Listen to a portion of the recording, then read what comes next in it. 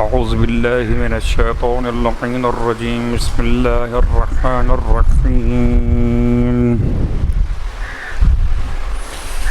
الحمد للہ رب العالمین الصلاة والسلام علی اشرف الانبیاء والمرسلین سیدنا ابی القاسم محمد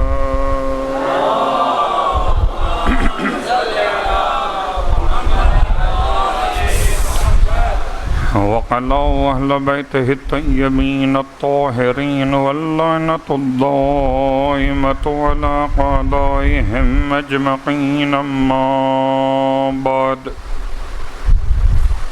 فقد قال الله تبارك وتعالى في كلامه الحميد وفرقانه المجيد قوله الحق وهو أصدق القائلين بسم الله الرحمن الرحيم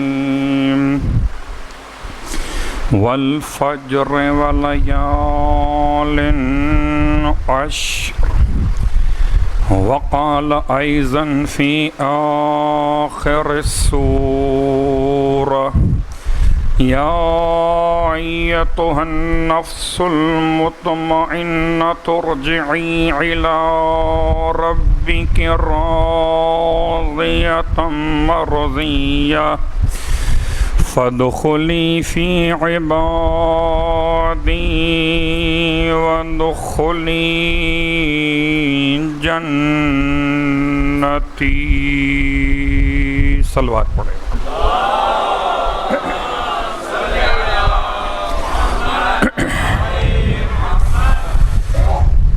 تمام تعریفیں شہیدوں کے پروردگار کے لیے اور تمام ہدیہ درود و سلام شہیدوں کے سید و سردار کے لیے، ان کے آباء و اجداد کے لیے، ان کی اولاد طیبین و طاہرین کے لیے.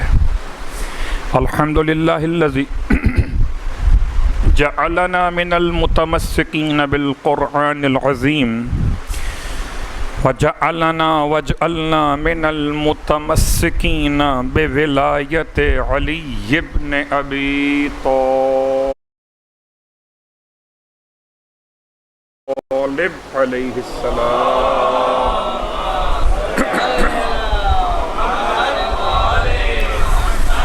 عظم اللہ اجورنا و اجورکم بمصابنا بالحسین علیہ السلام وجعلنا وإياكم إن شاء الله من الطالبين بصأره مع وليه الإمام المهدي من آل محمد عليهم السلام.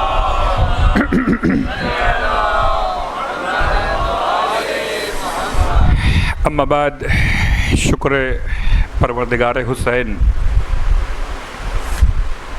کہ محرم کی پہلی تاریخ کو جمع ہوئے برائے ذکر امام حسین.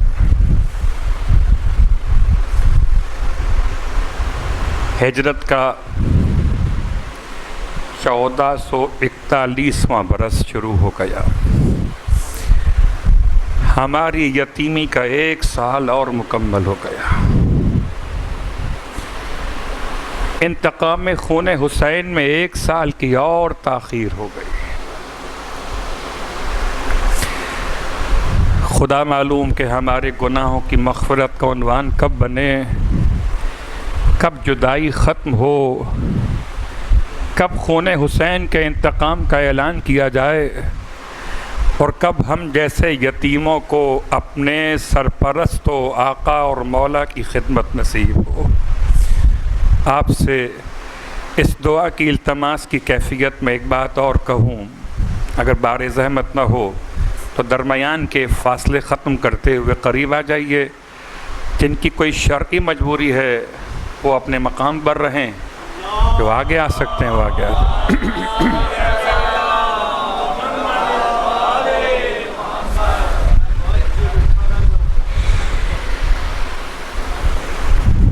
صلوات پڑھ لیں محمد والے۔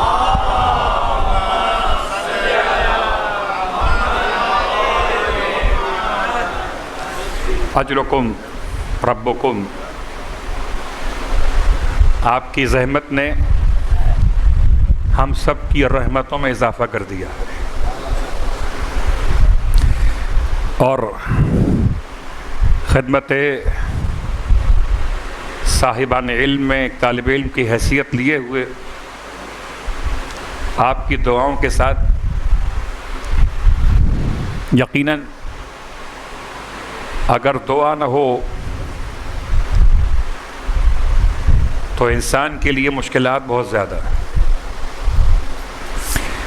بہرحال علالت کی کیفیت میں کبھی مشکلات عدالت تھیں اور اب مشکلات علالت ہیں، لیکن دونوں صورتوں میں آپ کی دعائیں ساتھ ساتھ ہیں۔ صلوات پڑھ لیں محمد۔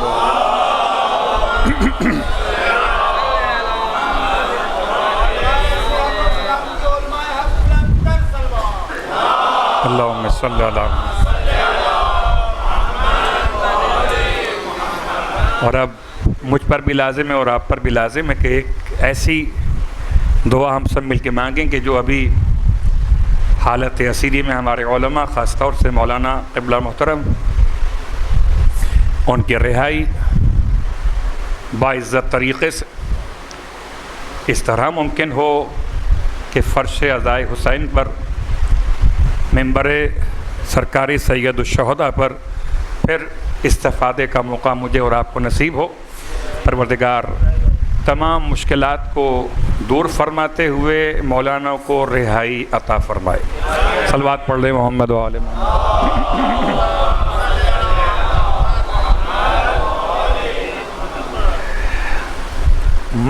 عاشورہ مدرسہ اعتقاد کے عنوان پر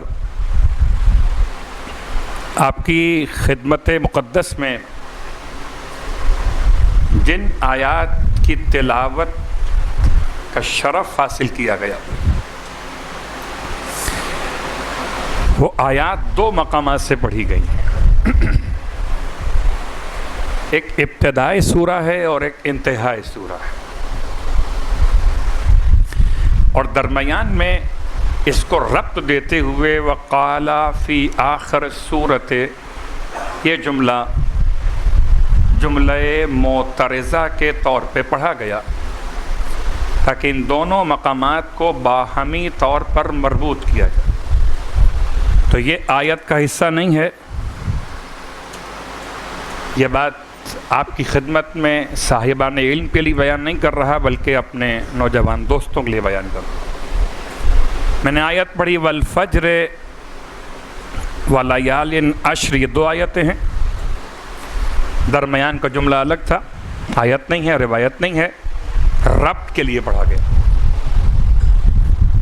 وقال ایضا فی آخر سورت یا ایتھا النفس المطمئنہ، بائے شروع ہو گئی۔ سورہ مبارکہ والفجر ویسے کسی تعارف کا محتاج نہیں ہے، اور اگر کوئی تعارف ہو تو اس سے بہتر کیا تعارف ہوگا کہ سارا کے سارا قرآن برائے حسین ہے، اور پوری زندگی سرکار سید الشہداء کی نمونہ قرآن ہے، لیکن ساری صورتوں میں اس سورے کو خاص نام دیا میں نے نہیں دیا۔ میری کیا مجال، میری کیا حیثیت، آپ کی کیا حیثیت کہ آپ کوئی نام دے سورے کو۔ اس سورے کو نام دیا امام جعفر صادق علیہ السلام،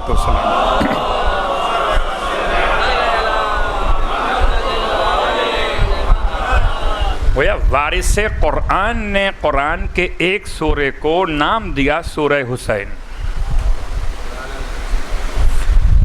اور اب کسی اور سورے کی تلاوت کیجئے، اپنے مقام پر قابل احترام ہے، عبادت ہے، ثواب ہے، نجات کا ذریعہ ہے، لیکن سورہ فجر کی تلاوت کیجئے تو یاد حسین کا ایک اور انداز ہے۔ اور کبھی سرکار سید الشہداء کی یاد آپ کو تڑپائے اور آپ قرآن کھول کر حسین کو یاد کرنا چاہتے تو سورہ والفجر کی تلاوت کیجئے۔ روایت معصوم کے اعتبار سے اچھا، یہ ایک خاص انداز آپ کے علم میں یہ بات پہلے سے موجود کہ ساری صورتیں قرآن مجید کی حالت نماز میں نہیں پڑھی جا سکتی۔ کچھ صورتوں کے لیے پابندی ہے کہ حالت نماز میں ان کو تلاوت نہ کیا جائے، خاص طور سے وہ 4 سورہ قرآن مجید جن میں سجدے والی آیت کو رکھا گیا، یعنی 15 سجدوں میں سے 4 سجدے وہ 4 واجب سجدے قرار دیے گئے۔ کہ ان 4 صورتوں کو آپ نماز میں تلاوت نہیں کر سکتے،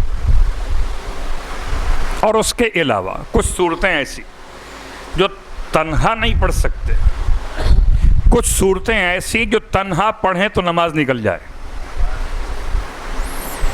مثلا نماز فجر کی ہو، کل دورانیہ وقت ادا کا ہو 1.25 گھنٹہ یا 1 گھنٹہ 20 منٹ، اور آپ شروع کر دیں سورہ بقرہ، صلوات پڑھے محمد والے۔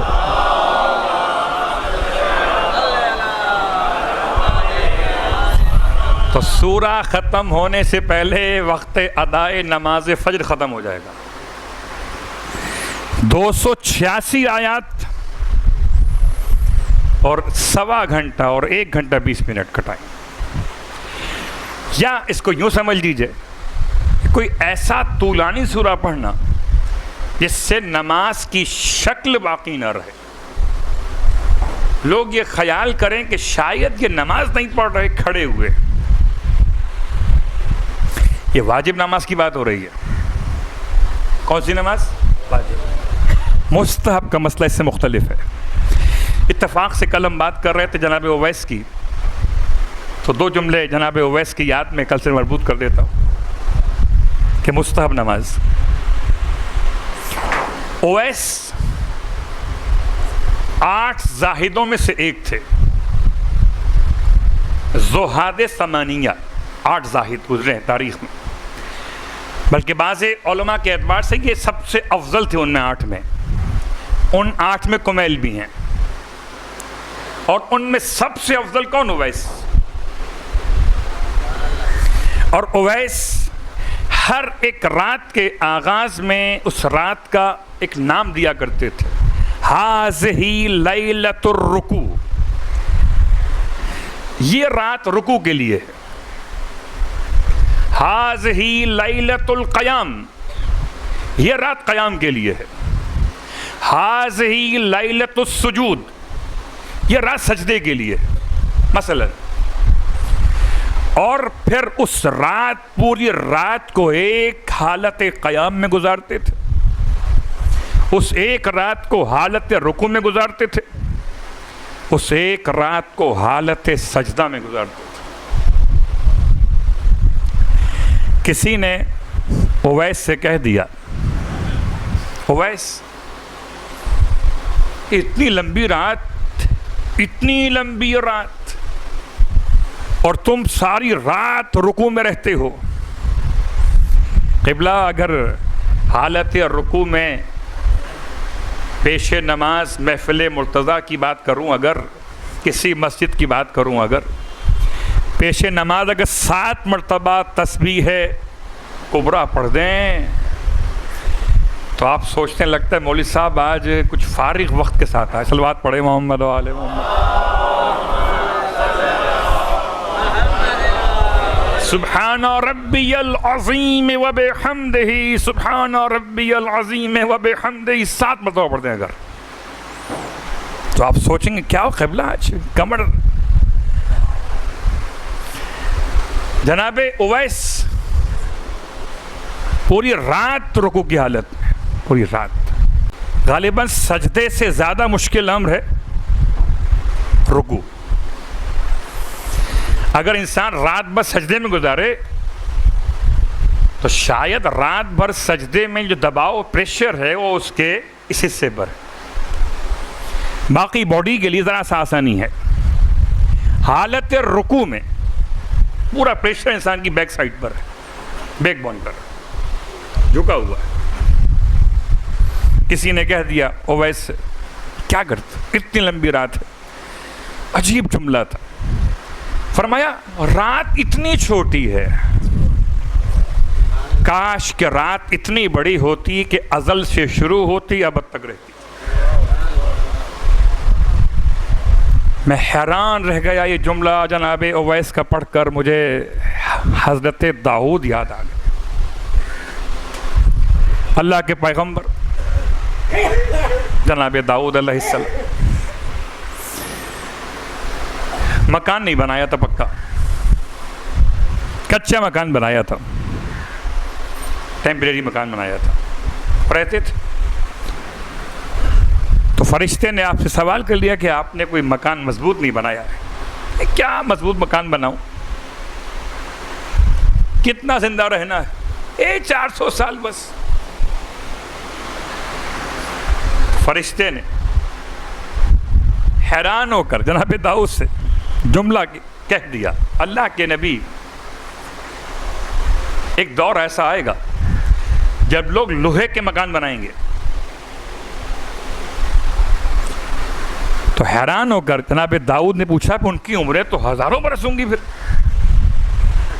پھر لوہے کے مکان میں رہنے کے لیے 1000 برس کی عمر تو ہو۔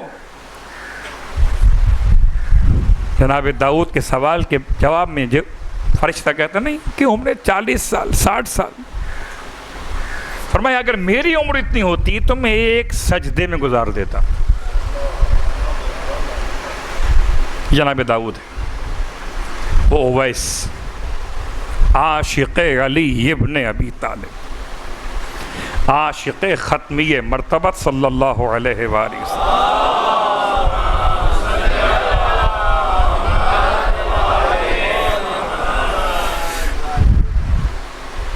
کیا شوق اور ذوق تھا۔ خیر بات درمیان میں اس لیے آ گئی کہ یہ مستحب نماز کا مسئلہ تھا، مجھے یاد نہیں گویا کہاں سے تھا۔ واجب نماز کا مسئلہ الگ ہے۔ مستحب نماز میں تلاوت کیا جاتا ہے سورتوں کو بھی، آیتوں کو بھی، اور جیسے روایت میں ترکیب بیان کی گئی۔ لیکن سورہ مبارکہ والفجر کے بارے میں خدا نے ایک خاص انداز رکھا، نہ بہت طویل سورہ ہے، اتنا طویل سورہ کہ نماز واجب میں پڑھنا ممکن نہ رہے۔ خدا چاہتا تو سورہ والفجر میں 286 آیات رکھ سکتا تھا نا، نہیں رکھی۔ اور خدا چاہتا تو سورہ والفجر میں سجدے والی واجب آیت کو رکھ سکتا تھا، نہیں رکھا۔ اس کا مطلب کہ فقہی طور پر سورہ والفجر کو پروردگار نے ایسا سورہ قرار دی جس کو واجب نماز میں پڑھا جا سکتا ہے۔ کل 30 آیتیں ہیں۔ اب روایت امام جعفر صادق علیہ السلام ارشاد فرماتے ہیں، اللہ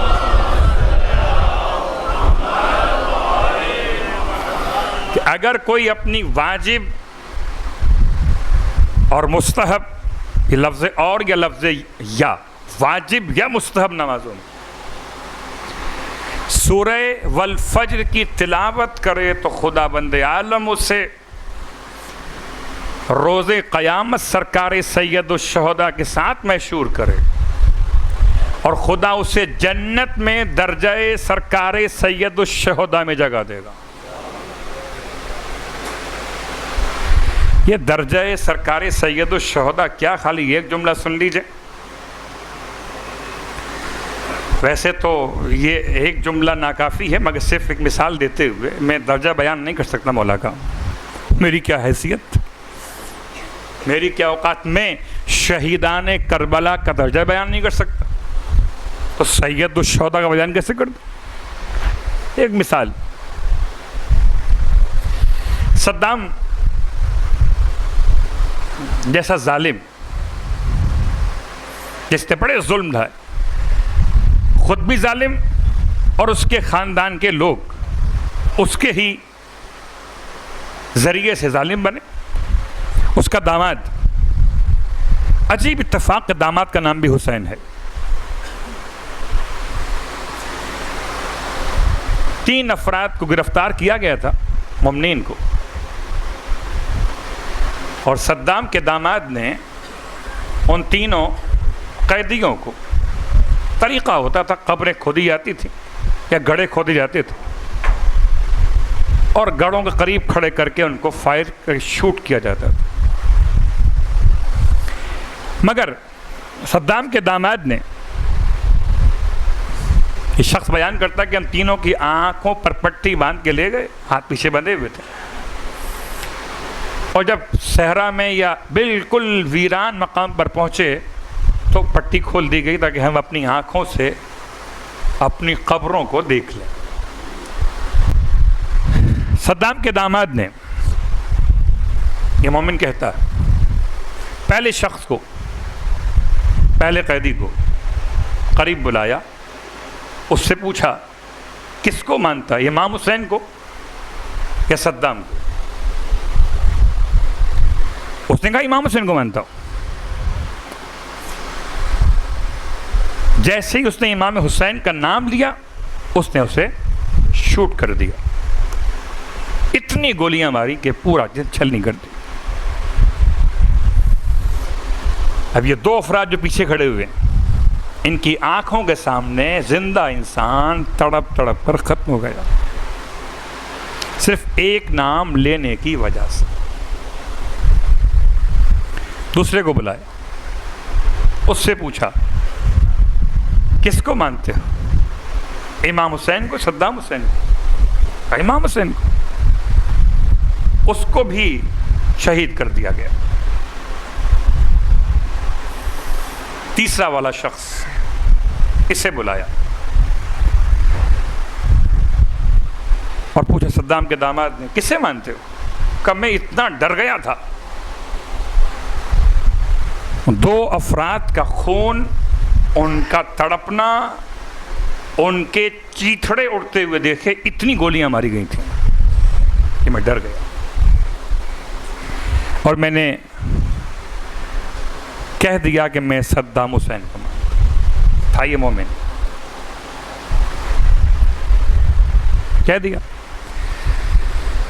کہتے مجھے چھوڑ دیا گیا کہ ساری زندگی پچھتاتا تھا، خوب رویا، مولا سے بڑی معافی مانگی، مولا غلطی ہو گئی، میں ہوں تو آپ کا، بس ڈر گیا تھا میں. کہتا ہے میں نے حالت خواب میں سرکار سید الشہداء کو دیکھا.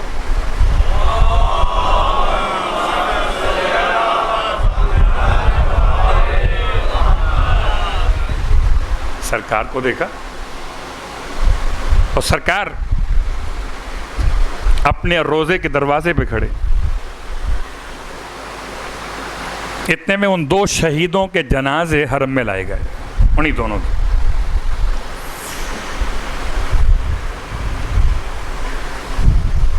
پہلا شہید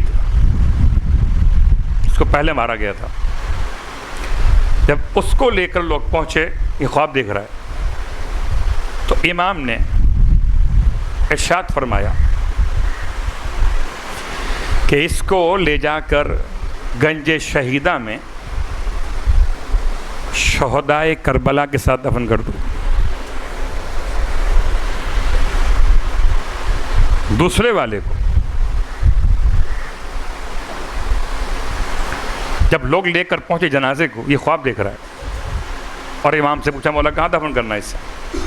فرمایا اسے میری زری کے اندر دفن کرو.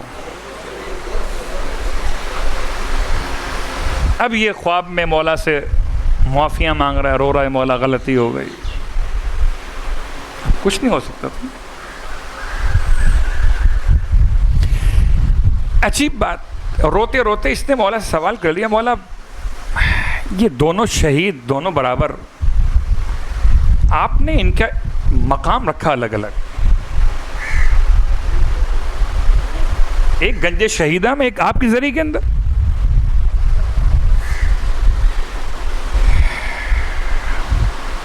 فرمایا سنو، یہ جو پہلا شخص تھا شہید، اس کو نہیں معلوم تھا کہ کیا ہوگا۔ میں اگر کہوں گا امام حسین یا کہوں صدام حسین تو کیا ہونے والا ہے؟ اللہ اکبر۔ تو اس نے میری محبت کی بنیاد پر کہا امام حسین، انجام کو جانے بغیر اس کا مقام شہدائے کربلا کے ساتھ۔ دوسرے والے نے انجام دیکھ لیا تھا کہ اگر میں کہوں امام حسین تو انجام کیا ہوگا، اور اس نے جانتے بوجھتے شہادت کو قبول کیا، اس کا مقام میری ذریعہ مقدس۔ اب اگر کوئی سورہ والفجر کی تلاوت کرے اپنی نماز میں، ایک دن ہی صحیح، چلیے 10 دنوں میں کوئی دن نکال لیجئے، صبح کی نافلہ نمازیں پڑھ لیجئے گا۔ اچھا 30 آیتیں ہیں تو یاد تو نہیں ہوں گی، یاد نہیں ہے، کوئی بات، دیکھ کے پڑھ لیجئے گا۔ اور اگر مستحب نمازیں پڑھ رہے ہیں تو بیٹھ کے پڑھ لیجئے گا۔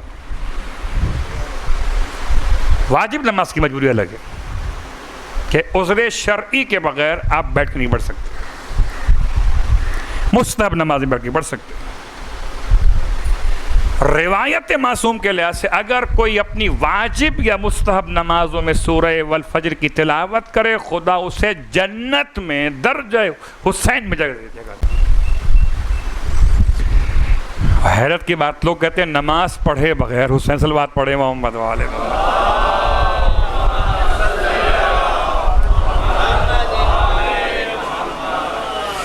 تو سورہ والفجر کی تلاوت کی اہمیت پر یہ ایک حدیث کافی ہے۔ سورہ والفجر میں پروردگار نے ابتدا میں 5 قسمیں استعمال کی اور آخر سورہ میں 4 حالتیں بیان کی۔ ان 5 قسموں کے ساتھ پروردگار عالم نے کسی خاص پیغام کو دیا ہے۔ شاید میں اتنی زیادہ تاکید آج اس پر نہ رکھتا اگر آج پہلی محرم نہ ہوتی۔ ساری وضاحتوں کے ساتھ فجر کے معنی کیا ہیں؟ فجر کہتے ہیں وسیع شگاف کو، یہ سامنے بڑا کھلا ہوا جو علاقہ ہے جس سے باہر کا منظر آپ کو دکھتا ہے، یہ فجر ہے۔ سامنے وہ کھلا ہوا علاقہ جہاں سے آپ کو باہر کا منظر دکھتا ہے، وہ فجر ہے۔ یہ اوپر جو ہے یہ عرش ہے، نیچے جو ہے وہ فرش ہے۔ عجیب بات ہے، جب عرش فرش بن جائے تو فرش اعضا ہو جاتا ہے۔ جب عرش فرش بن جائے، کھلا ہوا وسیع شگاف، یہ فجر نہیں ہے۔ اس یہاں سے بھی آ رہی ہے، یہ فجر نہیں، وہ فجر ہے۔ ایک معنی یہ اس کا، ایک معنی وقت صبح، ساری تفسیری بحث چھوڑتے ہوئے فجر کی 2 قسمیں، کاذب اور صادق، سب چھوڑتے ہوئے فجر کے ایک معنی مفسرین نے لکھے کہ سال کا پہلا مہینہ اور پہلے مہینے کی پہلی تاریخ فجر۔ آج ہے روز فجر، صلوات پڑھے محمد وآل محمد۔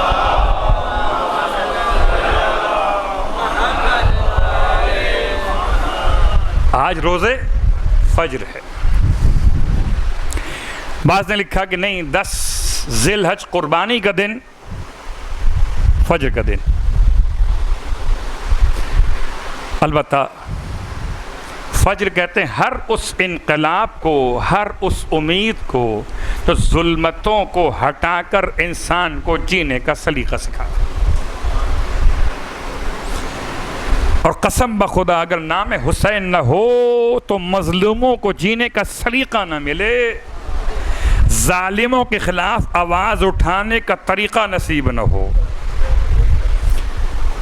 تو ہر انقلاب کو فجر کہتے ہیں۔ انقلاب ختم یہ مرتبت کی آمد، انقلاب امام زمان کی آمد، انقلاب سرکار سید الشہداء کا قیام، انقلاب۔ تو ایک فجر ماضی میں، ایک فجر مستقبل میں، اور ایک فجر ہے کربلا میں۔ درست؟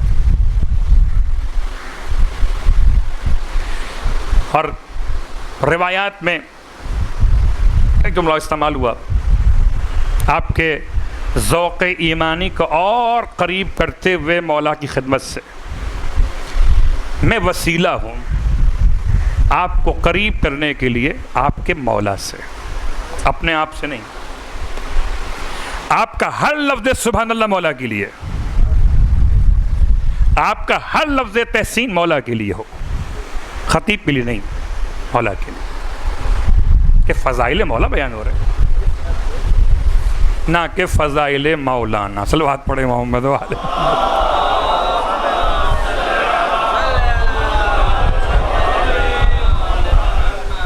تو اگر آپ اور ہم اپنے اذہان کو اس طرف راغب کریں تو یقیناً یہ بات عبادت کی اس کیفیت میں آپ کو لے جائے کہ آپ فرش عزا پر بیٹھ کر حسین سے قریب ہو جائیں۔ روایت کے اعتبار سے والفجر سے مراد مخصوص ذات امام زمانہ علیہ السلام ہے۔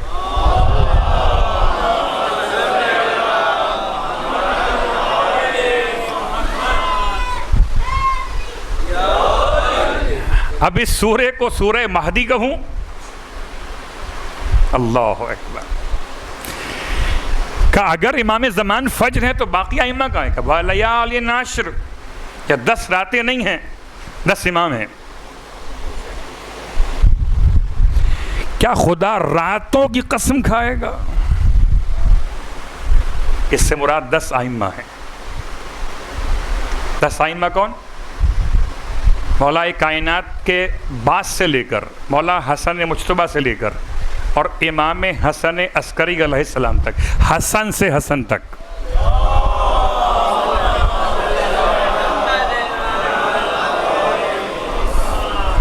جب آپ اس کیفیت میں سورہ کو پڑھیں گے تو آپ کا لطف کتنا مولا سے آپ کو قریب کرے گا۔ اور مولا سے قریب ہونے کی ایک کیفیت یہ بھی کہ آپ ممبر سے قریب ہو جائیے۔ یہ خلا پڑا ہوا ہے، اور آگے آ جائیے صلوات پڑھتے ہوئے، اور آگے۔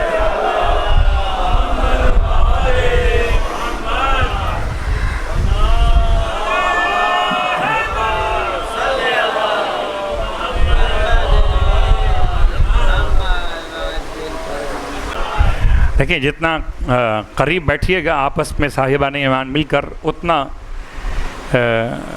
فرشتوں کی دعائیں ہمارے ساتھ ہوتی اور اتنا درمیان کے فاصلے ختم ہوتے ہیں۔ اور ہم تو بلا فاصلے کے ماننے والے، ہم تو غیروں کے فاصلے کو قبول کرتے ہی کب ہیں؟ ہمارا تو یقین کامل ہے کہ چلے محمد سے پہنچیں علی تک، بیچ میں کوئی فاصلہ نہیں ہے۔ اور جن کو فاصلے ملے وہ اب تک فاصلے بھر ہیں۔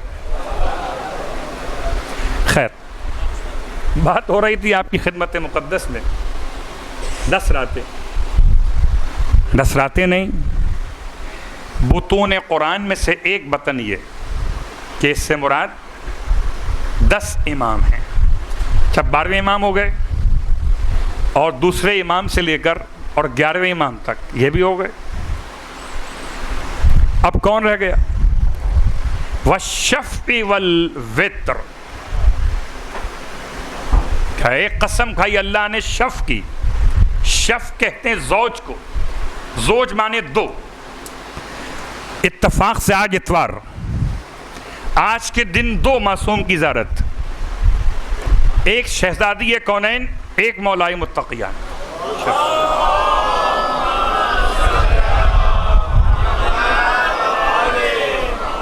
باقی رہ گیا فرد، تو فرد فرید بعد از خدا بزرگ، وہی قصہ مختصر حبیب خدا احمد مجتبیٰ محمد مصطفیٰ صلی اللہ علیہ وآلہ وسلم۔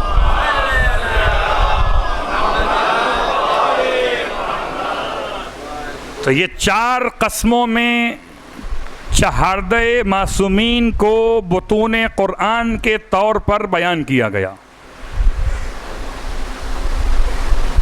پانچویں قسم واللیل اذا یسر، قسمیں میرا موضوع نہیں تھی، صرف اس لیے کہ آپ سورہ والفجر کی تلاوت کریں کسی نماز میں، اس لیے میں اتنا ڈیپ تک گیا۔ اب آئیے، عنوان ہمارا ہے عاشورہ مدرسہ اعتقاد، اور عاشورہ جیسی ون ڈے یونیورسٹی شروع ہوئی صبح کے وقت میں اور ختم ہو گئی۔ لفظ ختم کہنا بڑا مشکل ہے، ہاں ختم مانے علامت، ختم مانے خاتمہ نہیں، علامت۔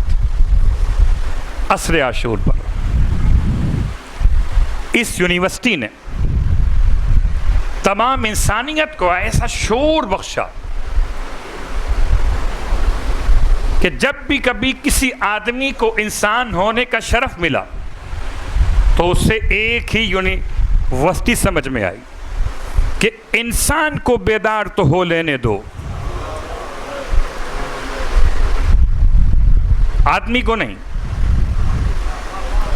انسان کو۔ شاید یہ شاعر کی مجبوری ہے کہ اس نے اسے انسان کہہ دیا، حالانکہ انسان تو ہوتا ہی جب ہے جب حسین سمجھ لے۔ جو حسین کو نہ سمجھے وہ حیوان تو ہے، انسان نہیں ہے۔ اب کوئی حیوان ہو، میں مثال دیتا ہوں آپ کی خدمت میں، عجیب غریب مثال ہے۔ سورہ بقرہ میں ایک حیوان کا تذکرہ ہے، اور وہ حیوان کون ہے؟ وہ حیوان نبی کے ساتھ ہے۔ نبی کے ساتھ اگر کوئی حیوان ہو تو کبھی انسان نہیں بنتا، حیوان ہی رہتا ہے۔ نبی کا نام ہے عزیر، گھبرائیے نہیں، بالکل محفوظ الفاظ میں مطمئن پیغام اب تک پہنچاؤں گا۔ نبی کون؟ عزیر علیہ السلام، حضرت عزیز کے بھائی عزیر۔ اور آپ چلے، پورا واقعہ آپ کے علم میں، سورہ بقرہ۔ اور جب آپ نے ایک بستی کو دیکھا کہ جو ہیا خاویۃ علی عروشہا، وہ تباہ ہو چکی تھی، تو آپ نے اللہ کی بارگاہ میں ایک سوال رکھا، مالک ان سب کو زندہ کیسے کرے گا؟ کہ اچھا ہم تمہیں بتائیں کو زندہ کیسے کریں گے؟ لاؤ پہلے تمہیں مار دیتے۔ اب میرا انداز ہے یہ پریکٹیکل تجربہ، پیغمبر کو نیند کی حالت عطا کر دی گئی، سو گئے، اتنے بے خبر سوئے۔ آپ کے ساتھ ایک حیوان ہے، آپ کے ساتھ ایک خوراک ہے، طعام۔ اور جب اٹھے تو فرشتہ بشکل بشر قریب آیا، پوچھا کم لبثت، یہاں کتنا ٹھہرے؟ فرمایا لبثت یومن او بعض یومن، کہ میں یہاں پر ٹھہرا ہوں ایک دن یا اس سے کچھ کم۔ بل لبثت مئۃ عام، نہیں آپ یہاں 100 سال ٹھہرے ہیں۔ فانظر الی حمارک، اپنے گدھے کو دیکھیے، اپنے گدھے کو دیکھیے۔ جب پلٹ کر دیکھا گدھے کو تو وہ بالکل اس کی ہڈیاں بھی سرما بن چکی تھیں، اسٹرکچر پورا گدھے کا زمین پر آیا، اس کی موت واقع ہوئی ہوگی، ہڈیاں سڑی گلی سب ختم ہو گیا بالکل، اب جیسے مٹی پڑی ہے اور نقشہ بنا ہوا گدھے کا صرف۔ اللہ اکبر۔ اور پھر آپ کے سامنے وہ مٹی اڑی، ہڈیاں بنی، گوشت بنا، کھال بنی، اور گدھا زندہ ہو گیا۔ جب نبی کے ساتھ سویا تب بھی گدھا تھا، اور 100 سال بعد اٹھا تب بھی گدھا تھا۔ نبی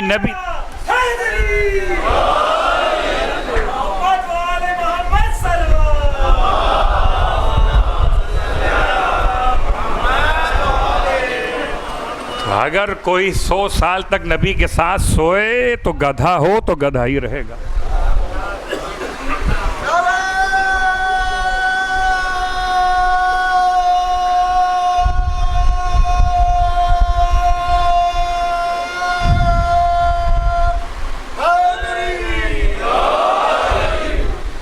یہ بات حیوان کی ہو رہی تھی، ہاں، اور اس لیے یہاں تک پہنچی کہ میں انسان کی بات کر رہا تھا۔ انسان کو بیدار تو ہو لینے دو، ہر قوم پکارے گی ہمارے ہیں حسین۔ سورہ والفجر کا نام سورہ انسان ہو۔ ایک ایسی یونیورسٹی امام نے قائم کی 10 محرم کو، جس میں ایڈمیشن کی ایک شرط ہے۔ دیکھیے، ہر اچھے تعلیمی ادارے میں ایڈمیشن بغیر شرائط کے نہیں ہوتا، ہوتا ہے، اور اگر کوئی شرط نہ ہو سمجھ لیجیے گڑبڑ ضرور ہے۔ کوئی اگر این جی اوز کا عنوان اٹھا کر کوئی اسکول بنانے چلے آئے، سمجھیے کوئی گڑبڑ ضرور ہے۔ اگر کہیں سے مال بغیر محنت کے ملنے لگے تو اس مال کو وصول مت کر لیجیے گا کہ آ رہا ہے آنے دو، پھر کل خدا کے جہنم میں جا رہا ہے تو جانے دو۔ آج تم نے نہیں پوچھا، کل خدا نہیں پوچھے گا۔ تو دیکھیے کہ آپ کے پاس، میں نیب کی بات نہیں کر رہا، ایف بی آر کی بات نہیں کر رہا، وہ حساب لے لے گا۔ جب سے آئے زیدی صاحب تب سے تو مسائل شروع ہو گئے۔ ایک خزانہ بھرنے کے لیے آیا، ایک خزانے کا محافظ بن کر آیا۔ خیر یہ چھوڑ دے اس بات کا۔ انسان پوچھے صحیح کہ شرط کیا ہے اس عاشورہ 1 ڈے مدرسہ، اس میں شرط کیا ایڈمیشن کا؟ ایک شرط ہے لقمہ حلال، صرف ایک شرط ہے لقمہ حلال، اور لقمہ حلال کھانے کے لیے مسلمان ہونا شرط نہیں ہے، انسان ہونا شرط۔ صلوات پڑھے محمد و آل محمد۔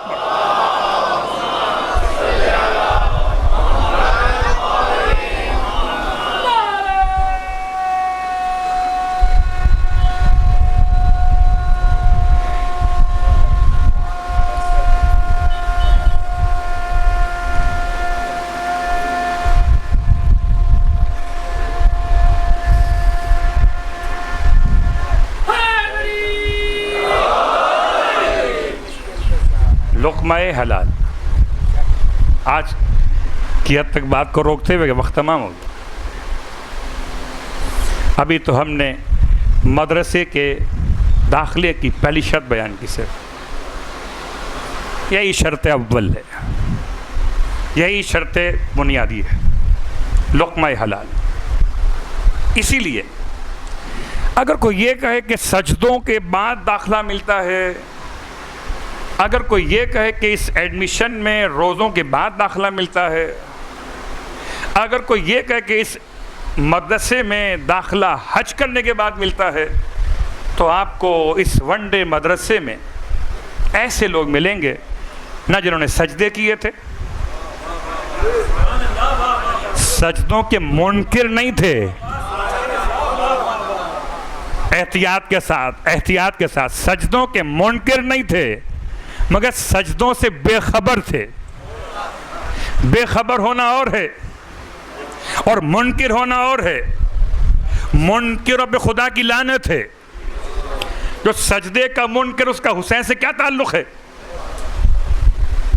جو سجدے سے بے خبر ہو وہ کبھی نہ کبھی جب حسین کو سمجھے گا سجدہ کر لے گا.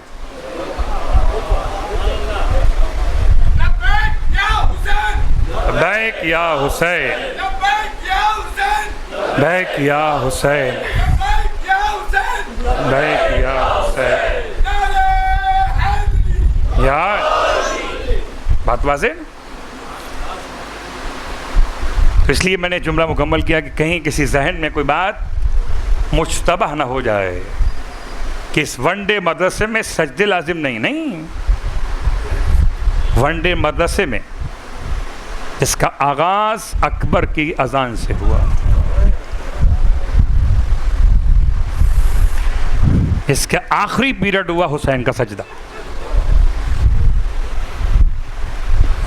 یہ ہے مدرسہ. اور چونکہ محرم کی پہلی تاریخ، اور اب جہاں جائیے گا وہاں پر ایک ہی روایت پڑھی جائے گی، یا کہیں دو طرح کے مصائب سنیں گے آپ. ایک محرم کے چاند کے حوالے سے، یا زہرا کے چاند کے سفر کے حوالے سے. بس یہ سمجھیے کہ محرم کا چاند جیسے نکلا افق پر، ایسے زہرا کا چاند نکلا مدینے سے.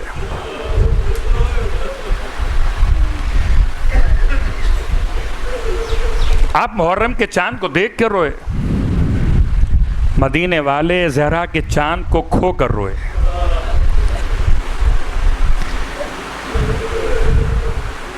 اور اب میں یہ روایت پڑھ رہا ہوں،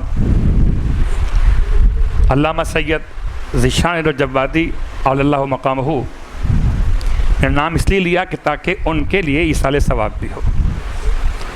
ان کی مجلس اور ان کی کتاب سے اس روایت کو خاص طور سے پڑھ رہا ہوں. کہتے ہیں کہ عبداللہ ابن سنان کوفی کہتا ہے میں مدینے پہنچا، رجب کی 28 تاریخ تھی، سن 60 ہجری. عجیب تھا مدینے کا مزاج، ساری دیواریں در ایسے سنسان ویران لگتے تھے جیسے گریا اور بکا کی کیفیت ہو. لگتا تھا مدینے کے در و دیوار ہو رہے تھے، اور جس سے ملتا تھا اس کی آنکھوں میں آنسو ہوتے تھے. لوگ گلے مل مل کے ایک دوسرے سے اتنا روتے تھے. اب روایت اس سے ہٹ کر سنیے کہ 2 خاص دن مدینے میں ایسے گزرے جس میں گریا بہت ہوا، یا رسول خدا کی وفات کا دن یا حسین کے مدینے چھوڑنے کا دن. اتنا گریا تھا، ہر شخص روتا تھا. عبداللہ ابن سنان کہتا ہے میں نے پوچھا کیا ہو گیا، آج کس کی رحلت ہو گئی، کس کی وفات ہو گئی؟ تو کسی نے مجھ سے کہا لگتا ہے تم آج کوفے مدینے پہنچے ہو. تم نہیں معلوم؟ کیا نہیں، مجھے نہیں معلوم کہ آج مدینے کی رونق مدینہ چھوڑ کے جا رہے ہیں. آج مدینے سے زہرا کا لال رخت سفر باندھ رہا ہے. اللہ اکبر. دوسرے علماء نے اس بات کو اس طرح لکھا کہ بچے بچوں سے مل کے روتے تھے، جوان جوانوں سے مل کے روتے تھے. یا یوں لکھا کہ بچے اون و محمد سے مل کے روتے تھے، جوان علی اکبر سے مل کے روتے تھے. اتنا کوہرام تھا مدینے میں، کان پڑی آواز سنائی نہیں دیتی تھی. عبداللہ کہتا ہے کہ میں محلے بنی ہاشم پہنچ گیا. دیکھوں کہ سواری امام کی رخصت کیسے ہوتی ہے. بس طویل رحمت نہیں آپ کے لیے، اپنی طبیعت دیکھتے ہوئے صرف چند جملے پڑھوں گا. عبداللہ کہتا میں پہنچ گیا، دیکھا کہ پورا انتظام ہے. پہلے ایسے اونٹ لائے گئے جن پر سامان رکھا گیا، سفر کا سامان. اونٹ آگے بڑھا دیے گئے. پھر ایک اماری لائی گئی. اس اماری کو جیسے ہی در بیت الشرف سے لگایا گیا، ایک 13 سال کا جوان جلدی سے آگے بڑھا اور کسی پردہ نشین مخدرہ کو سواری پہ سوار کرایا. میں نے ہاشمی جوان سے پوچھا، کہتا کہ یہ کون جوان ہے، یہ کون سوار ہوا ہے؟ ہاشمی جوان نے روتے ہوئے کہا یہ قاسم تھے جو اپنی ماں کو سوار کرا رہے تھے. بس ایک جملہ یاد رکھیے گا، خدا سلامت رکھے ماؤں کے لیے ان کے بیٹوں کے وجود کو. ایک دن ایسا بھی تو آنے والا ہے نا جب ام فروہ سوار ہوں گی اور قاسم نہ رہیں گے. کہتے ہیں کچھ دیر بعد ایک اور اماری لائی گئی.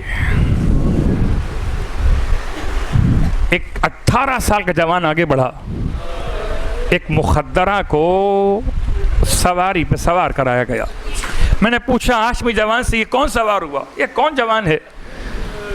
ہاشمی نے کہا یہ علی اکبر تھے، اپنی ماں کو سوار کرا رہے تھے. اللہ اکبر. کہتا ہے میں رو رہا تھا، آنسو بہاتا جاتا تھا کہ ایک مرتبہ ایک ایسی اماری لائی گئی کہ 13 سال کا جوان بھی آگے آیا، 18 سال کا جوان بھی آگے آیا اور 32 سال کا جوان بھی آگے آیا. اتنی جلدی جوان آگے بڑھے، اس اماری کے پردے کو تھام لیا.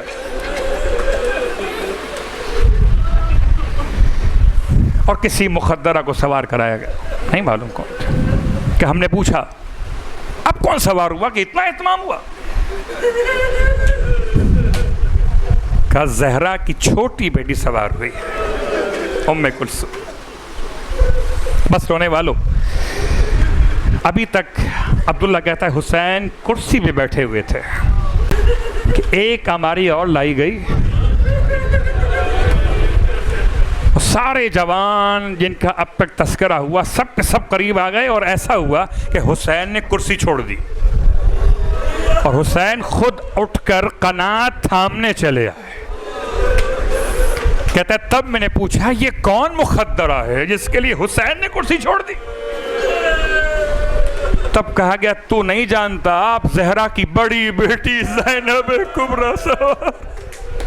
بس یہ سننا تھا کہ اس نے اپنے آپ کو پیٹنا شروع کیا. رونے والوں، یہ مدینے سے روانگی کا منظر تھا. بس ایک جملہ سنیے گا، یہ 28 رجب ہے، مدینہ ہے، وہ 11 محرم کربلا ہے، جب جناب زینب اولیاء ہے، زہرا کی بڑی بیٹی، سب کو سوار کرا دیا، ایک ایک بی بی کا بازو تھام تھام کے بٹھا دیا. رونے والوں، بس ایک سخت جملہ آپ کی خدمت میں عرض کروں، اگر اونٹ پر اماری نہ ہو تو بیٹھنا اور مشکل کام ہوتا ہے. اس لیے کہ اماری میں جو لکڑیاں استعمال ہوتی ہیں ان کو تھام کر پکڑ کر بیٹھا جا سکتا ہے.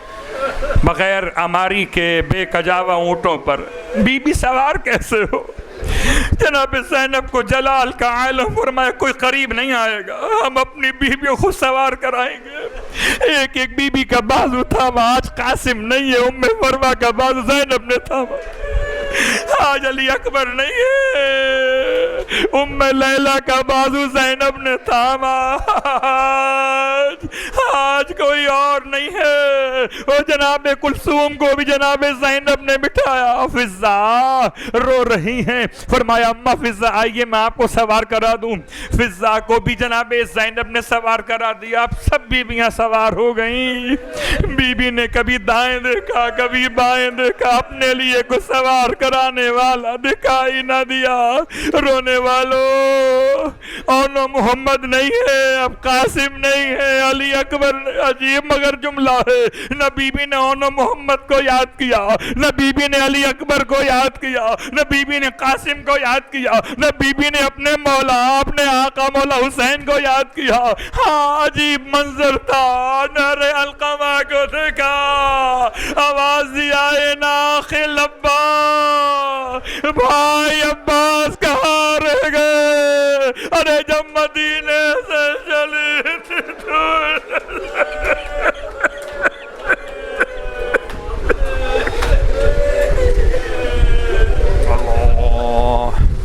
وَلَعْنَةُ اللَّهِ عَلَى الْقَوْمِ الظَّالِمِينَ وَسَيَعْلَمُ الَّذِينَ ظَلَمُوا